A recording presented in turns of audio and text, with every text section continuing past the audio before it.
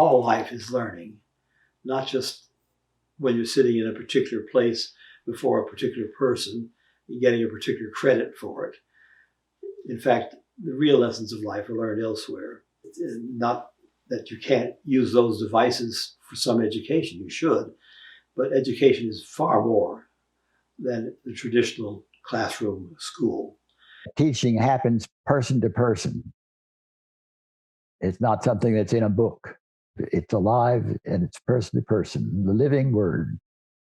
This is where I live, Happiness Hills Farm, in the foothills of east central Kentucky near Berea. A place like this is too good to keep to oneself, especially if you were raised by my parents. Both my family and Rosa's family, our homes were open. If there was food in the pantry, it was to be shared. If there was someone who needed a place to stay, we could be counted on. It didn't matter what size house we had or how full our pantry was. It was available. We've learned from our growing up in a family that was what my mother would call surrendered and sought God's guidance. We grew up in that kind of an atmosphere. Mother was the daughter of Moravian missionaries. She was born in Nicaragua. She was well educated, completed college at Moravian College. Dad, on the other hand, his family had come on hard times, and he had to quit high school and go to work. He never finished high school, but he was an avid reader and a very bright person. Ended up giving lectures at places like Harvard on matters of religion and labor. Dad was a steel worker and labor leader in the early years. He was the first president of the union at Bethlehem Steel Company before there was a steelworkers union.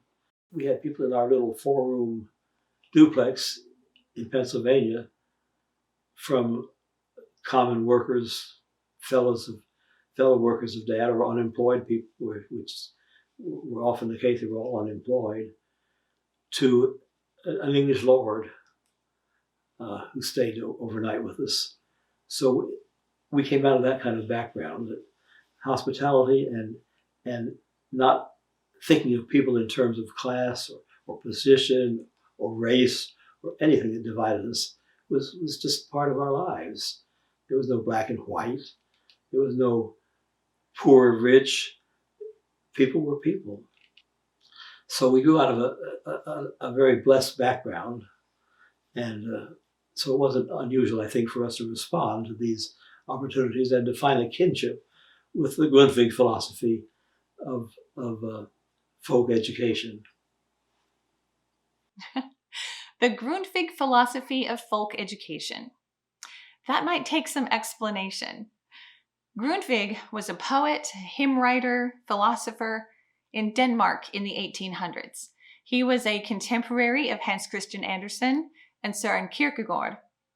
But most importantly for this story, Grundtvig was the founder of what the Danes call the Folkehøjskole, or folk high school, and that had a major impact on our family. My brother John had become a member of the Country Dancers when he came to college here, and when I came, I followed in his footsteps and also became a member of the Country Dancers. And it wasn't just country dance; it was dance with a philosophy behind it, a community recreation, a cooperative recreation kind of thing. The dancers sponsored an annual Christmas country dance school, which was at that time primarily for leaders of dance in high schools throughout the Southern Mountains. It wasn't just a school, it was an experience. We had some wonderful people coming to teach that, and we, as country dancers, got to participate in this, and John became a regular. He became part of the staff early on as a student and continued that through his lifetime. I went to Berea College in 1947, became involved in folk dancing. Through that, I met some luminaries in the field of folk education. My dance teacher was Frank Smith, who was an Englishman, but he had been trained in Denmark at the one of the folk schools, and that influenced him. the folk school philosophy permeated the recreation movement. I realized that this folk school idea seemed to do something special to life in many places. My first time out of the United States, I went to Denmark. I guess it was 1971. And then I went back sometime later to take a look at these folk schools to learn about them. And what I resonated with was the idea of awaken, enliven, enlighten. Awaken means catch your attention. So folk school realizes that first you need to get somebody's attention. Then the enliven is inspiring them to, oh, this is something for me. And then the enlighten is, oh, how is this going to fit into my life? In 1970, I was called by President Weatherford of Berea and asked if I'd like to come and talk to him about becoming here as Dean of Labor. And we came back to Berea, and it was wonderful. In the third year we were here, 1973, Brother John had been in touch with people in Denmark about a more deliberate exchange between leaders and young people in regard to the folk movement. Rose and I had taken on the leadership of the high school age folk dance group in Berea at the time, and our children were involved. So they asked us if we would lead the first group as part of this exchange. Well, we knew nothing about Denmark, but we were excited about the possibilities, and we went to Denmark with a group of 12 young men and women. And that was our first sort of direct involvement in the folk school movement. So we got deeply immersed in the whole movement, and we learned who Grundtvig was and enjoyed reading some of his writings and his philosophy, which was very close, as I say, to much of what we had at Berea and what our experience had been at our home. We had wonderful visits with Danish people in our home and with Danish people over there in their homes over those years. When you're a kid, you think your life is normal. I thought everybody knew where Denmark was and wanted to go there. I thought everybody's family opened their home to Danish dancers or gymnasts for a couple weeks in the summer for a semester while they went to the local college. I had no idea how lucky I was. Mom and Dad raised me and my 5 siblings with the philosophy, to whom much is given, much will be expected. And I believe that it is my responsibility to find meaningful ways to give back to the community and to the world that has given me so much. We always like to have some land. So we started looking around for some property, give the family a place to go, just to hike or to have some countryside. So we bought 80 acres of land that had a lake on it, had a stream running through it, and it had an old barn on it. Well, the barn was in the process of falling down. You know how old barns look when they start to lean to one side. Rose always loved barns anyway, so she didn't want to tear it down. But we were able to jack the roof up, put new pillars in, stabilize it, make it safe, and it did so well. We put a floor in it, a cement floor, and we had a wonderfully covered recreation area. There was a little stripping shed next to the barn that was used to strip the tobacco, and it was just a little block building with a dirt floor. But we thought, if we made this into a bathhouse, it would be very useful. So we decided that we might as well put a couple little bunks in there, and we made a very, very cozy and attractive little place with a little bathroom in it, and a little kitchenette. Again, we felt an affirmation of this is a good thing. This is providing an opportunity for people to get together, very much in the mode of the folk school. There's no classification of people. People are people of all different types and can enjoy each other and should enjoy each other. Well, I had a clear sense of guidance that I should enlarge the facility and I wasn't to worry about how it was to be used. And Rose and I decided it was about time for us to give up running these things. Jennifer took over the management of the farm in 2015, I think it was, and they decided to build their home there. We have retired and still enjoy watching it grow and watching it develop. I really never dreamed that he would decide to retire from it and hand me the keys. I was just helping him do something amazing because he needed the help and I could provide it. And also because I shared his vision of what this place could become. I don't remember who had the idea first to start a folk school here at the farm, but it stuck.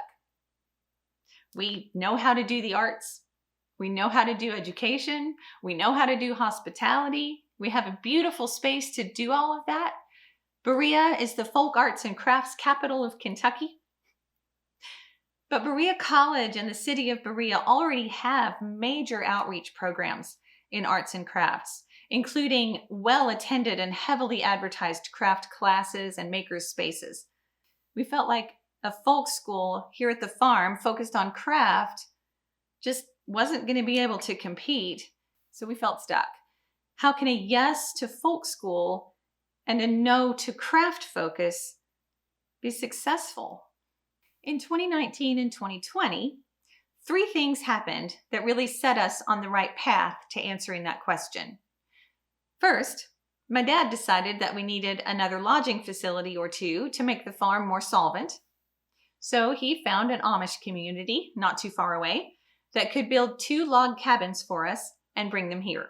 Second, I went to a meeting in Denmark that brought together folk education leaders from all over the world, and I got totally inspired by the work being done with the original focus group for folk education, the young adult. The third thing that set us on the right path was the COVID pandemic. Not what we would have chosen. But when you see all of life as learning, even a pandemic can be an opportunity for growth. In mid-March of 2020, when Berea College shut down, 7 students and recent graduates ended up renting rooms out here for the remainder of the calendar year. We got to experience what it was like having a small group of young adults here long-term without having to also design programming and meals for them. We learned a lot about living in community. And since all of my paid work got canceled, I had tons more time to focus on reading and dreaming about what I want to do here.